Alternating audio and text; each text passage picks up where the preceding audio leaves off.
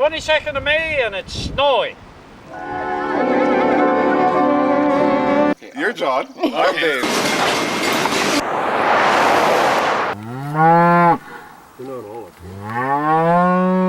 It's a nice and sunny day. Muhammad Ali. He's got a heart made of yellow barley straw.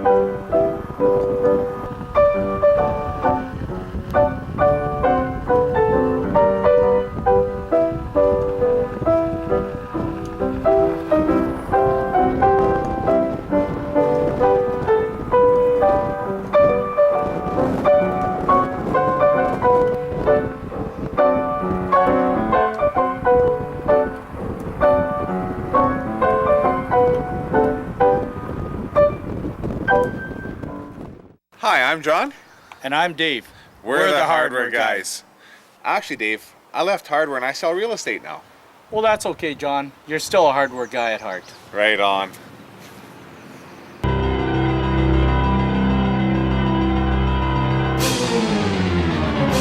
I love to garden. I like planting seeds and watching them go from nothing to beets and carrots and potatoes. I like potatoes.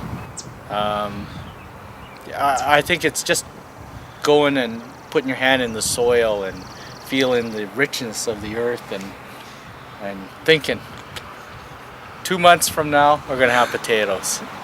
Yeah, I like that.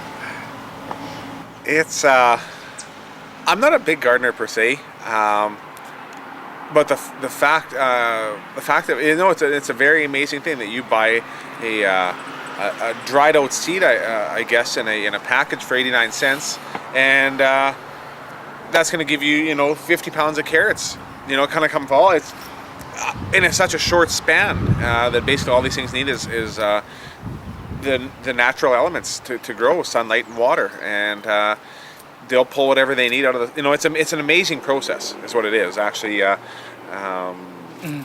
But yeah, no, I rather enjoy it. Like even watching grass grow, it was very amazing to see that a small root or whatever it consistently grows, and you cut it and it just keeps coming back, kind of thing. It's just very, very amazing. Bye. On the clothesline would be my dad's combination underwear. One thing that they would freeze solid, and Mom would leave them out there for a while and then bring them into the house and stand them up in the corner and let them start to dry in the house till they melted and fell to the floor. Well, if it was really cold that they couldn't hang them up, Mom used to make lines across the living room, and hang them in the living room, and had the wood stove going in there, and it didn't take long, they were dry, But that's used to melt ice in the barrel, for the wash machine. So those were the good old days.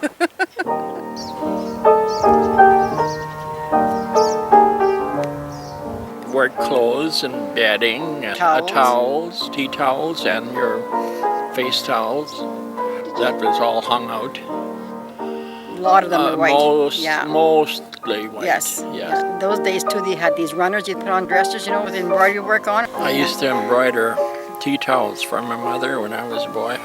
I don't do it anymore, but I did when I was going to school and home, and I did a fair bit of embroidery work and a little knitting, just learned a few of these things. I like to hang them out when it's springtime. Firstly, you want them to dry out there. The sun helps to bleach them.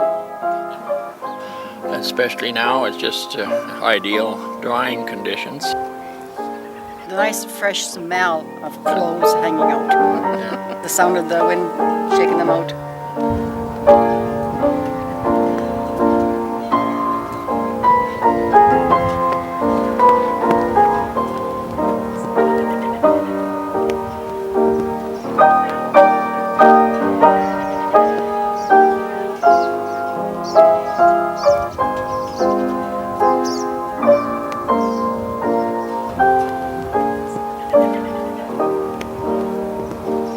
Bye. It's the heart of the wheat belt. That's what we call it. That's where you produce all the wheat. We don't get paid nothing for it, but we produce it. Pulse crops is the big thing around Rosetown in the area. Pulse crops. Canary seed, yeah. We put in hundreds of acres just to feed the canaries in New York. It doesn't make much sense when you're trying to feed the world, does it? Grow canary seed? Quite a bit of it, yeah. And are the canaries happy? I haven't talked to them lately. I say nothing bad ever happens in Rosetown. The last tornado went through here in 1923. You remember that, do you? Yeah. I shouldn't be letting out information like that. Should be proud of it, Peter. 8-0. Are you serious? He looks so young because he's never been married. That's the key to the whole deal there. So you've never been married, are you married? Oh, I think so. And how about you? Are you married? Are you married? A couple of times. Are you married? Yeah. Give her lots of money in your credit card and she'll be happy. As long as they can go shopping, they're happy. What do you do? Absolutely nothing. Are you retired? Tired, yeah. What did you do before you Farmed. Where did you farm? Outside of... West of Rosetown. And who are these fellows? Oh, they're the smart There's ones. your man right there. He's the only one that can afford breakfast. There's a retired school teacher. He's got everything. He's got everything. Been retired for many years now. And how do you like retirement? I like it, yeah. That's great. And who's that fellow over there? Looking right over. You're next. I have nothing to say. It's a great place to live. Good morning.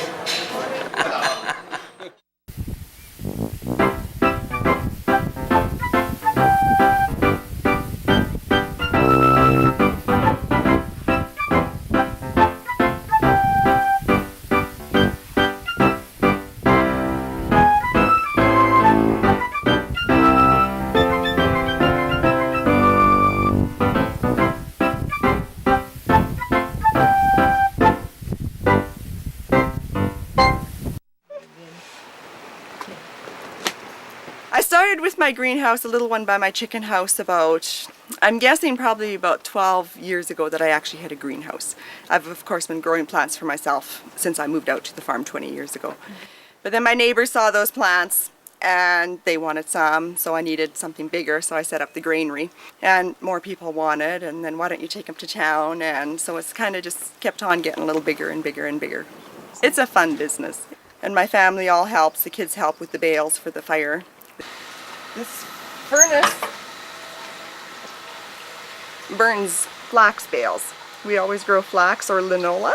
And I hated to see it all wasted out in the field. We burned it every year, all the straw. And I kept saying, there's gotta be something we can do with it to make use of it. So my husband built me our burner here. And it holds 3 flax bales at one shot. And even actually in the 40 below when we've had it here, 3 flax bales, I only have to get up at 5 in the morning to add more to it.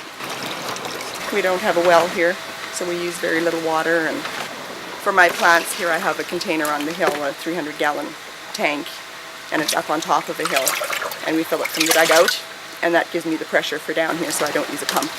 So I don't use anything like that for the water down here. And in the winter I melt snow.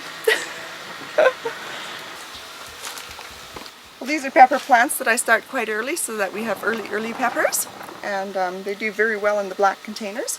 Peppers like warm soil, so the black pots absorb the heat and they warm up the soil better. My brother-in-law has an old manure pile, and that's the dirt that I use. I mix it with the vermiculite and the peat moss and stuff to get my dirt for the bedding plants, so they are in actual garden dirt. I use containers like this instead of the ones with the individual little pots, because these ones, when you transplant them, they have less of a shock. Because in the little ones, the roots grow round and round and round, and you have to sort of disturb the roots in order to get them to grow outward. And in here, if you have 6 plants in here, then as you take the plants out, the roots are already growing out, and they will just continue. And then being in garden soil, it's not as much of a shock for the plant to go into garden soil. My mom grew plants when I was a kid.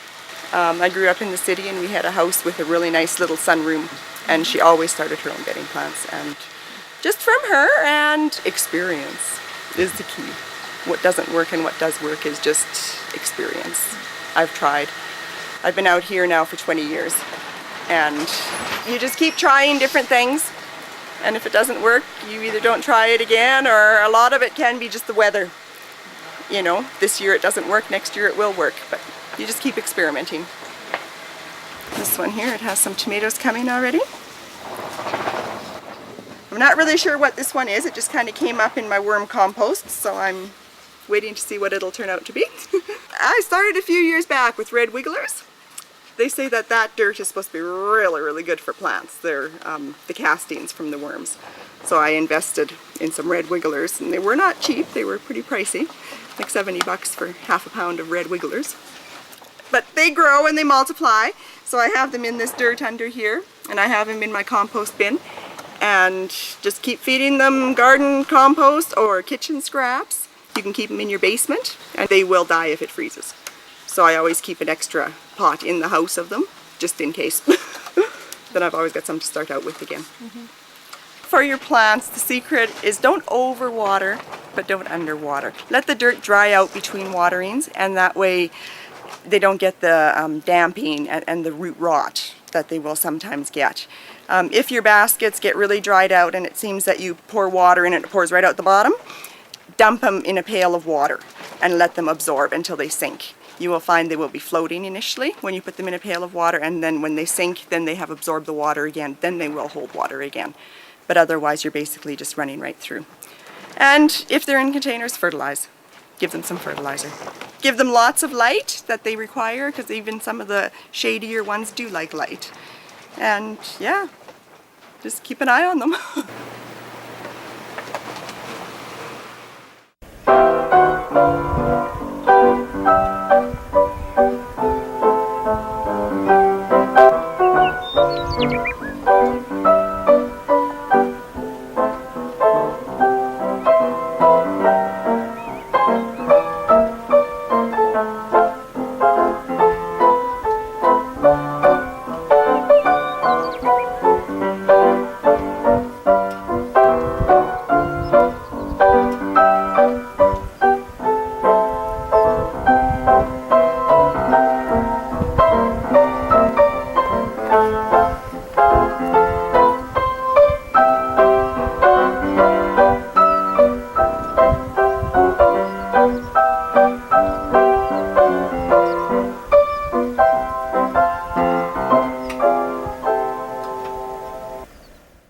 After we didn't have chickens or cattle to worry about and farm chores, we went to the university and took a 15-session course on judging.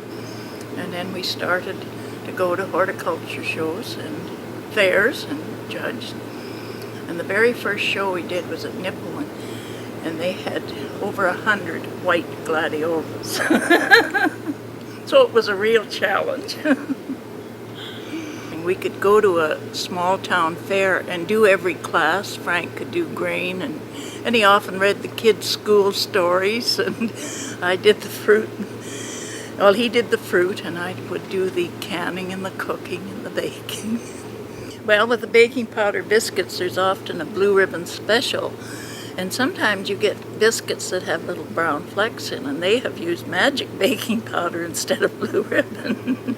And how do you know? How do you know that's the difference? Well, it is. I have another good story about lemon pie, and I was judging lemon pies at this show, and I set one aside, and they said, "What's wrong with that one?" I said, "They used a commercial mix." And shortly after that, we went for a coffee break, and I followed these ladies, and I heard one say to another one, "Judge last year didn't know the difference." Well, it's sort of part of the trade. You have to learn those things as you go along. You've done a cookbook. Are you going to do a gardening book? No, I don't think so. I might do another cookbook. I'm thinking about one with all about rhubarb. I must have over 100 recipes for rhubarb. Well, I think, nearly everybody has it, and it'll grow almost forever. And it's the very first pie plant. Your first pie in the spring is rhubarb usually. And the sauce and the jam, it makes so many good things. But it's accessible and inexpensive for everybody. That's it for today. What is water belly, Miss Deer? That's something that's always wondered what it was. The real water belly is when the bladder ruptures. Yeah. And the urine is just filling up in the abdominal cavity. Yeah. And, you get these things, you can take fair-sized deer, maybe 40 gallons of urine out of there. They come in. That's a barrel. Quite often, I'm going to say I've had a steer that's been bloated for 2 or 3 days. Well, he's not bloated. There's nothing in his stomach, really. It's urine filling up.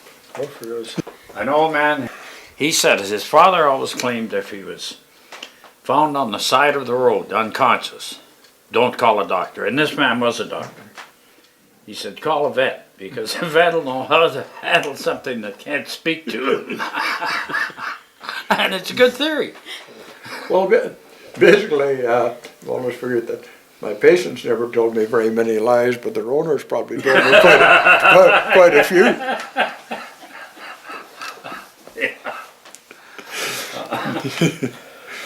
I'll never forget George one time. We had this cow.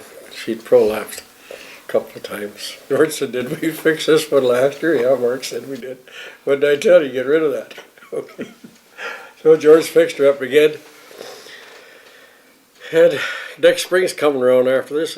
Mark said, "I gotta sell that cow because George will never forgive me of that cow." Yeah, I guess. He said, "I'm not fixing this cow again." He said, "That's okay." With my son, about 2 years ago, we had a bad prolapse and finished, and George said, "If you don't know that cow's probably going to die, you shouldn't be in the business." And I said, "Yeah." So George and I are the same age. So George is driving out of the yard, and I stupidly opened my mouth and said, "Gee, that Wilson's getting a little old for this business." My son said, "I didn't know which one of you two puffing old is going to die first."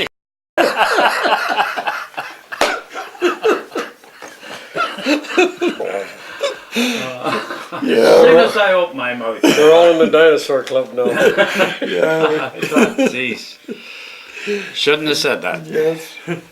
Some of the clinics now, I could think of one or two, refuse to go out to places unless they have facilities.